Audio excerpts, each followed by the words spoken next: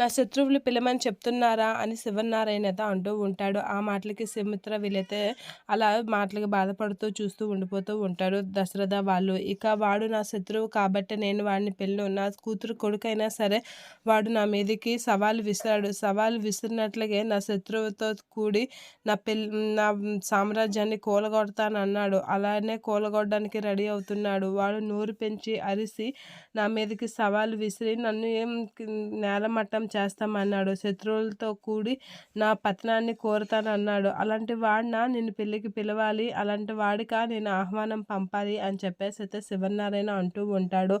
వాడు నా పతనాన్ని కోరడానికి చూసిన వాడు, అలాంటి వాడిని నేను పెళ్ళను అని చెప్పేసి అనేసరికి సుమిత్ర అయితే ఇలా అంటూ ఉంటుంది. అది కాదు మామయ్య, మన ఈ ఇంట్లో జరిగిన ఈ తరంలో ఇదే ఫస్ట్ పెళ్ళి, లాస్ట్ పెళ్ళి. ఇందులో ఆడపడుచు లేకపోతే బాగోదు కదా, ఈ ఇంటి ఆడపిల్లని పిలవకపోతే బాగోదు కదా అని అంటూ ఉంటుంది సుమిత్ర.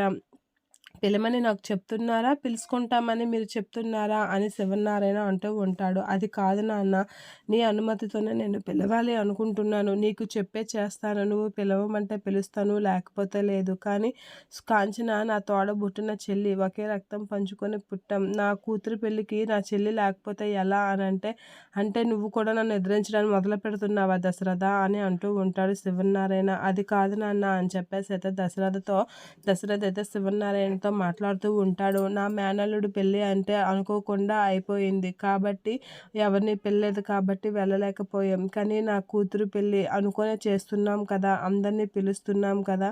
ఈ బుక్లో మరొక 2 పేర్లు యాడ్ చేయడానికి ప్లేస్ ఉంది, అందుకే అడుగుతున్నాను నాన్న పిలుద్దామని అని చెప్పేసి అయితే అంటూ ఉంటాడు. ఆ బుక్లో ప్లేస్ ఉండొచ్చు కానీ నా మనసులో మాత్రం ప్లేస్ లేదురా. వాళ్ళని పిలవడానికి నాకు ఏమాత్రం ఇది లేదు.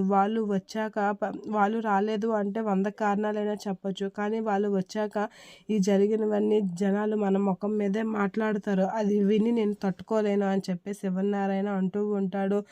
ఈ విషయాలు అందరికీ తెలిసినవే కదా మామయ్య, మాట్లాడుకుంటే మాట్లాడుకొని మనకు అనవసరం. మన ఆనవాయితీ ప్రకారం మన ఆడపిల్లని పిలుద్దాం అంటుంది సుమిత్ర. ఇక శివనారాయణ అయితే ఒప్పుకోకుండా అలా నిలబడుతూ ఉంటాడు.